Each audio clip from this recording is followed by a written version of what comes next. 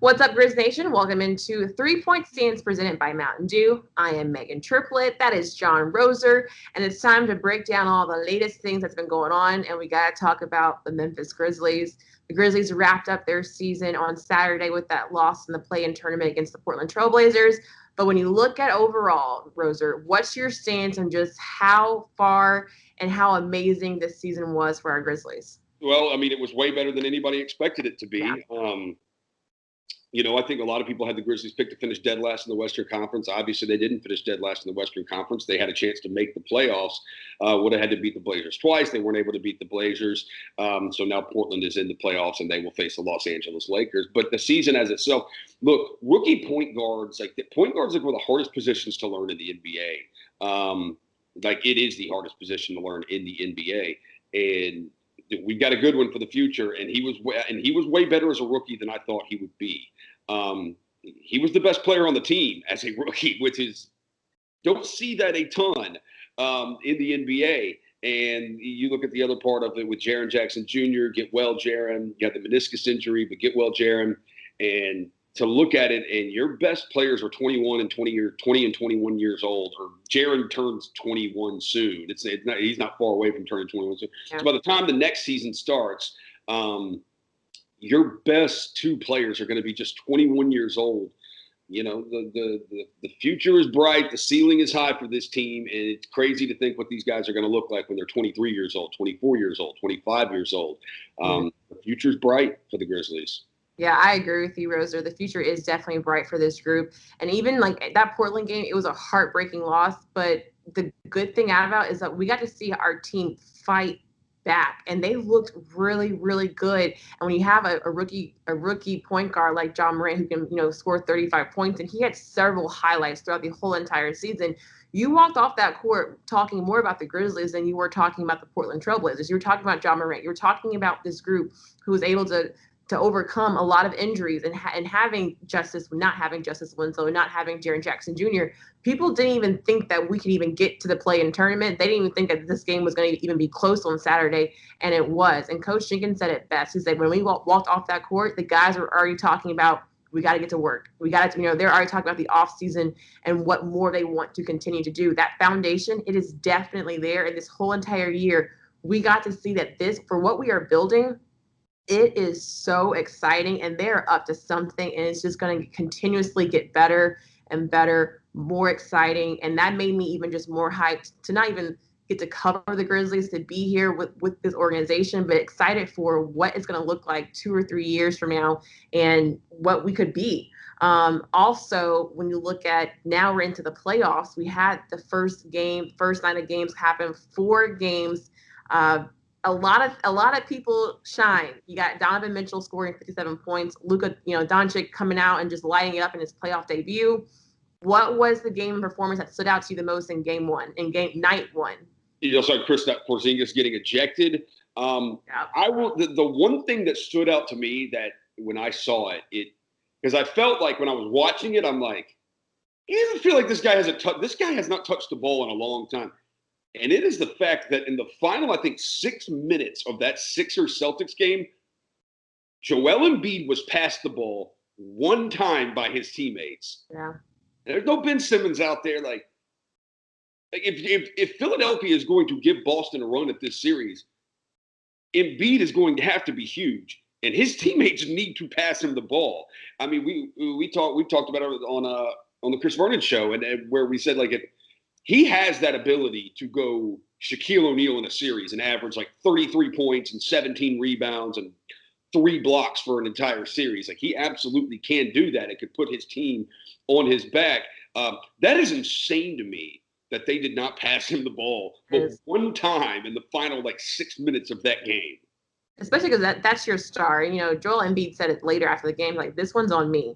I gotta do more. I gotta be better. And he had a good game, but we all know the Sixers are dealing with, they don't have Ben Simmons. Al Horford didn't have the best game, and they're taking on a Celtics team who has so many options, who has this superstar team. Yes, Gordon Hayward came out late in that game, and hopefully his ankle's okay. But it's a right ankle sprain. He was on crutches. But Celtics still is a jam-packed game, and this is just game one. There's a lot of rivalry. I really enjoyed that game as well. I didn't think the game was going to be as close as it turned out to be against the Celtics and Sixers. I had just written off the Sixers as Celtics. Celtics definitely has this one.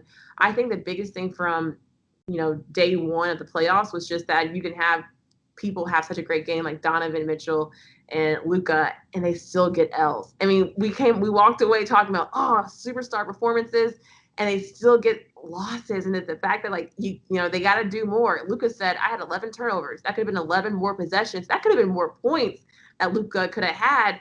I mean, it's crazy, these young guys. Donovan's 23, Luka's 21. Porzingis had a great game before he was having a good game before he got ejected. I know everyone walked away talking about those 2 technical fouls. Were they technical fouls? Should he have been ejected? I don't think he should have been. This is the playoffs, and we've seen the refs do some dicey calls where it's like, should that be called? I know there's no fans, so you can kind of hear more and see more. I don't think it's fair to right. LeBron James, Dirk Nowitzki, they're all chiming in saying that it wasn't a good call. It was trash. Dirk said it was soft. I mean, from day one, there's so much to take away that now going into day 2 of the playoffs and more games, I'm even more excited for it. Yeah, no, day 2 today, 4 games again. It really is like the NCAA tournament because they start now. The difference is the NCAA tournament. There's 11 a.m. noon. There's 5 games going on everywhere, whereas this is just going to be 1 game. But the ones that I'm mostly interested in today are the later games with the Oklahoma City Thunder and the Houston Rockets, and then the latest game will be the Los Angeles Lakers and the Portland Trail Blazers. Look, no Russell Westbrook for Houston. Chris Paul playing his old team. We know he and James Harden don't like each other. Without Westbrook, I think Oklahoma City, clear advantage they should have in this series. I know Chris Paul isn't scared of the moment. I've seen James Harden come up small in big moments in the playoffs. I like Oklahoma City if Westbrook is not really going to be able to play that much in this series. That's big. I think I still have Houston, regardless of Russell Westbrook. I think Houston has they go on these shooting runs where they just knocking down a whole bunch of 3-pointers. The game I'm really, really excited about is the Lakers-Portland Trail Blazers. I mean, we got to see what Portland can do in this restart when it comes to the seeding games. The Lakers have, in my opinion, I don't think they've been the Lakers team that we thought that they were going to be in this bubble. And yes, they had to deal with some injuries. Rajon Rondo is gone. Will he be back tonight? They haven't said it if he's playing yet or not because of the thumb, but he has clear quarantine. I think Portland is going to make it tough on the Lakers. I really do. Some people are saying, oh, Anthony Davis, LeBron's they're going to sweep them. I don't know. The Lakers haven't been the Lakers team that we all know and learn. Now, if the Lakers are the Lakers, I think it'll be too hard. But Portland, I'm like, don't count out Portland. They got they got something deep where they dig deep inside of them. Yeah, it's called Damian Lillard. And I think the Lakers are going to smoke them.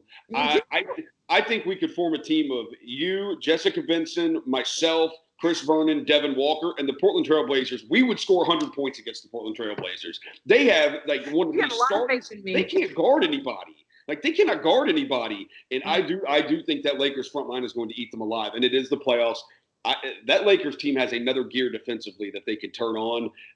And I think they will show it tonight in the third quarter and the fourth quarter. I think the Lakers are going to absolutely destroy Portland. I think the key is you said that they can turn on. I agree. The Lakers have a talent. They have everything on paper. They have against Portland. Just haven't seen it yet in Orlando. You think they're not hearing that some people think Portland can give them a run?